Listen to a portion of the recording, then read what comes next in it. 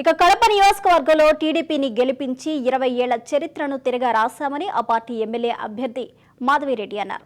Deputy CM 2500 కోట్లు అక్రమంగా సంపాదించారని, అభివృద్ధిని మర్చిపోయారని అన్నారు. ఇప్పటికే కడపలో ప్రతి గడపకు వెళ్లి వారి సమస్యలు తెలుసుకున్నామని, ప్రజలందరూ తమకే మద్దతు తెలుపుతున్నారంటున్న మాధవిరెడ్డితో మా ప్రతినిధి Sudarshan Reddy face to face.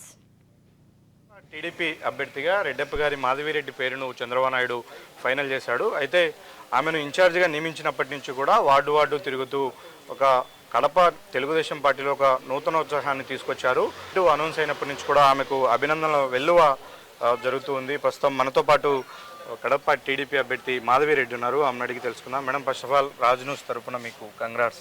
ఏంటి మీ అభ్యర్థిత్వాన్ని చంద్రబాబు ఫైనల్ చేయడం వెనక ఉన్న కారణాలు ఏంటి? కడప నియోజకవర్గంలో దాదాపు ఒక 8-9 నెలల క్రితమే చంద్రబాబు నాయుడు గారు మహిళకు కేటాయించాలని నిర్ణయించుకోవడం జరిగింది. ఆ నిర్ణయం ప్రకారమే కడపలో ఆయన సర్వేలు చేసుకోవడం కానీ దాని మీద ముందుకు పోవడం కానీ జరిగింది. ఆ సందర్భంగానే ఆయన నన్ను పిలవడం జరిగింది. ఆయన నాతో పాటు చాలా మందిని కూడా పిలిచిండొచ్చు. నన్ను పిలిచినారంటే చాలా మందిని కూడా పిలిచింటారు. పిలిచి ఈ యొక్క అభ్యర్థి యొక్క పొటెన్షియాలిటీ అని చెక్ చేసుకున్నారు. చెక్ చేసుకొని నేను చేయగలుగుతాను, కడప నియోజకవర్గంలో మళ్ళా తెలుగుదేశం పార్టీని జెండాను రెపరెపలాడించడానికి కష్టపడగలుగుతాను అని ఆశించి ఆయన నన్ను ఇన్ఛార్జిగా అనౌన్స్ చేయడం జరిగింది. ఆ రోజే యాక్చువల్గా అభ్యర్థి ఖరారు అయిపోయింది. 6 నెలల ముందు ఒక ఇన్ఛార్జిని పంపిస్తున్నారు అని అంటే ఒక నిర్ణయం తీసుకునే మేడం, మీరు ఉన్నత చదువులు చదివారు. మీ అభ్యర్థిత్వం ఓకే కావడం వెనుక మీ పొలిటికల్ ఫ్యామిలీ బ్యాక్గ్రౌండ్ ఎక్కువ దోహదపడిందా, లేకంటే మీ పర్సనల్ స్కిల్స్ ఏమైనా దోహదపడ్డాయి? బోత్ సమాన పాలలో ముందుకెళ్ళాయని చెప్పారు.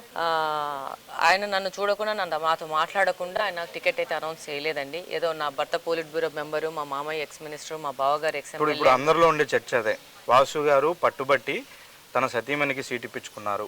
డెఫినెట్గా ఇక్కడ మహిళకి అవకాశం ఉంది అని అన్నప్పుడు నేను కూడా ఆ జాబితాలో ఒకరిని అవుతాను ఆశించిన వారిలో.